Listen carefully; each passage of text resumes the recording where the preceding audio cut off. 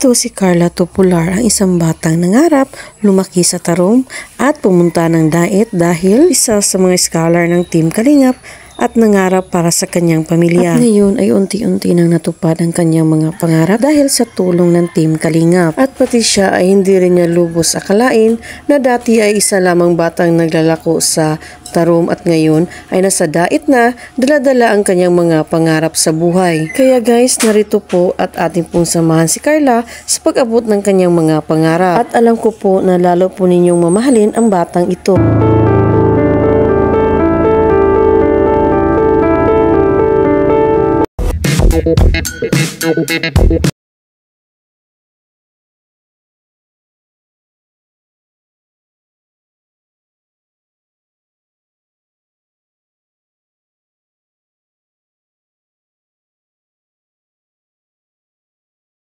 Po to our YouTube channel. This is your Carla Topular Vlogs po.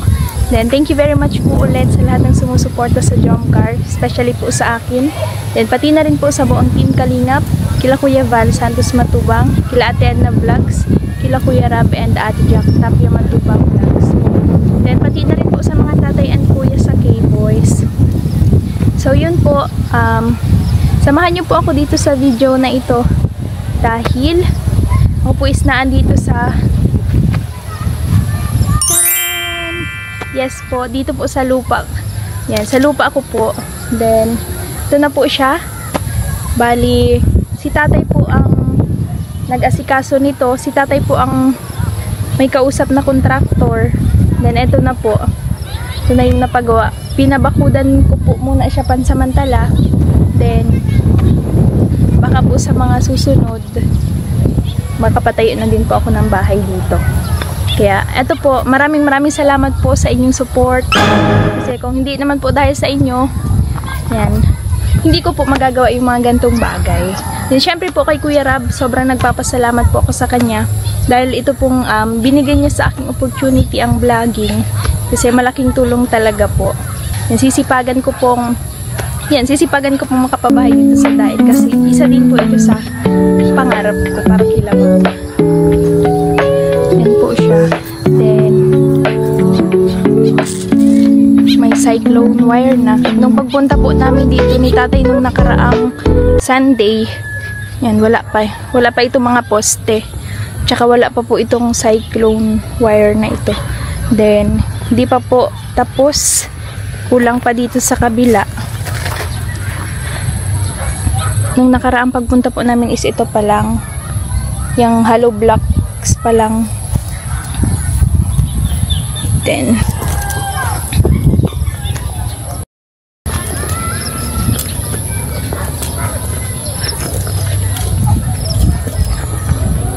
ito na din po si tatay tsaka si tita. Hello po. Shout out! Ganda na late lang. Tapos na po tatay. Sa kabila na lang po ang wala pa. Opo. Ano na yun? Po, ganito. Ganito. Malatag na lang po. Oo, ito na lang ilalatag. Sa opo. Na lang kulang. Mas maganda nga yung ganito, hindi na bata. Kaysa yung baboy. Mas madali siya pating ilatag yan. Kubo na lang kulang ba? Nasaan po tatay sila kuya na nagagawa po? Napunta dito yan at mabali. Okay po. Mabali wala. Kala ko tapos na. Ako ba? Di pa. Tapos yung gate. Ang ganda na mukha ng ano. Kaya nga po tatay. Congratulations! Grabe malawak. Thank you po. Then, salamat din po tatay sa pag-asikaso. Tita. Malit na bagay. Po is nagpapasok sila tatay po tsaka si tita yung nag-aasikaso. Tatay po yung may kausap ng mga ano dito gagawa. Yes. Kasi yan yung gumawa dito, siya rin ang gumawa nun doon sa bahay. Siya rin yung kumbaga nakilala na. Kaya mahirap din kasi kung iba-iba ang gagawa. Mahirap kasi iwanan mo yung trabaho. Mamaya natulog na rin pag alis mo. Hindi maganda yung pagpakyaw kasi talagang gagawin nila. Kahit hindi mo ba kung hindi nga yan nagulan, tapos na yan. Ilang araw lang po nila kuya ginawa. Abangan na lang din po natin sa channel ni kuya. Then pag na-upload ko na po ito, ibig sabihin po is nagpaalam po kay kuya Then, pinayagan niya po ako na i-upload itong video na ito. Parang maliit lang, di ba? Pero pagka nabahayan mo na siya, Makikita mo na yung lawak. lawak. Opo. Nung ano pa nga, wala pang bakod, kala mo napakaliit lang. Hindi na doon.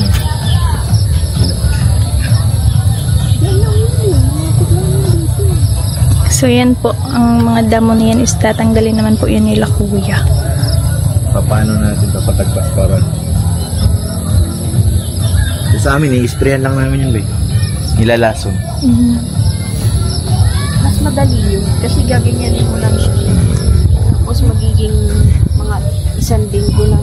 Mapatay talaga yung bumper.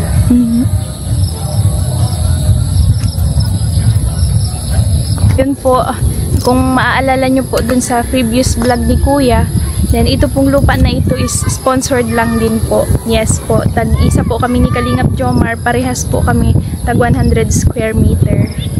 Then, so yun po, yung sa akin is, ito na po siya. Na bakuran ko na muna po nga pansamantala. Para pag nakapag-ipon po ako sa mga susunod, then baka po mapatayan ko ito ng bahay.